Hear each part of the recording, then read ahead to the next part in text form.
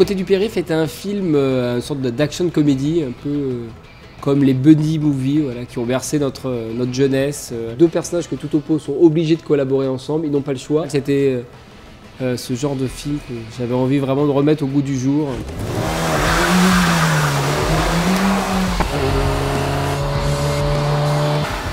Omar avait très envie de conduire, de toute façon, déjà il adore les voitures, c'est un fou de voitures.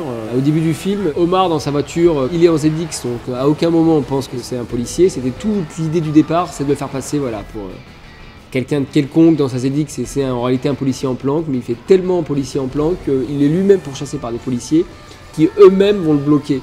Tous les plans avec Omar au volant, c'est lui qui conduit. Ce genre de film donnait quand même beaucoup de possibilités à un acteur de s'amuser.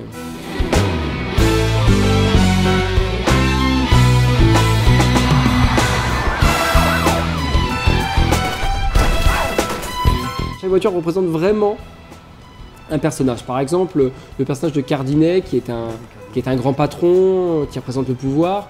Pour moi, la C6, c'était la première idée, d'ailleurs, dès le départ, même avant un quelconque partenariat avec Citroën. C6, c'était évident, parce que pour moi, c'est une voiture qui représente le pouvoir. Et de manière assez immédiate, Citroën a été, je trouve, un bon choix. Les DS, je les trouve très réussis, très bien dessinés, et de manière cinématographique, très visuelle.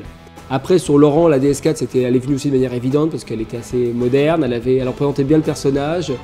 Elle était assez classe sans être m'as-tu vu, elle représentait une certaine élégance à la française qui était un peu qui était le personnage de François, donc c'était super. Laurent était très à l'aise avec la DS4, il l'a aimé dès le départ, donc c'était important parce qu'en plus quand je lui ai en préparation parlé du choix de la voiture, il était complètement en adéquation avec ça, et heureusement, parce qu'il faut qu'il sente aussi son personnage, parce qu'on discute avec un acteur de son stylisme, on discute aussi avec un acteur de la voiture qu'il va conduire et tout ça, donc il fallait aussi qu'on parle du même discours.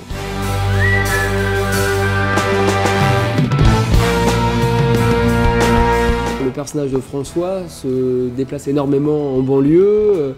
On a des décors dans le film qui sont des décors très durs, très urbains, mais pas forcément de grandes villes, vraiment de proches tout autour du périph'. Et voilà, et il y avait ce symbole avec cette voiture-là qui était toujours plus ou moins nickel, propre, comme lui d'ailleurs, et qui était quelque part en décalage total avec une réalité sociale très dure, des décors un peu, des fois, voilà, un peu crades, un peu difficiles.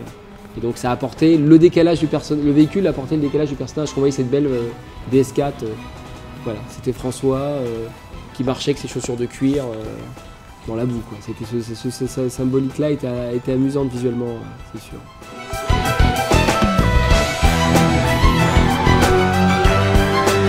Tourner sur le périphérique, ça implique une énorme logistique.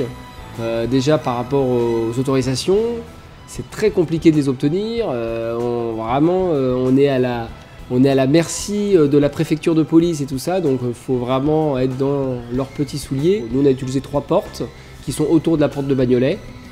Toutes les voitures qui sont dans le film sont des voitures de figuration, toutes conduites par des cascadeurs.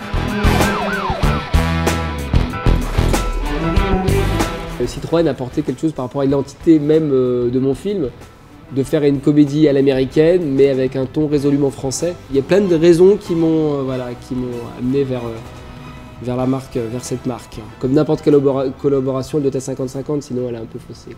Donc là, elle était parfaite. En tout cas, moi, je suis ravi. Citroën, Creative Technologies.